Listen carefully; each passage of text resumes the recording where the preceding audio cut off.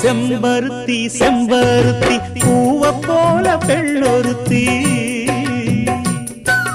காதலன தேடி வந்தாள் கண்ணில் வண்ணமை எழுதி மேலும் கீழும் ஆடுகின்ற நூலிடைதான்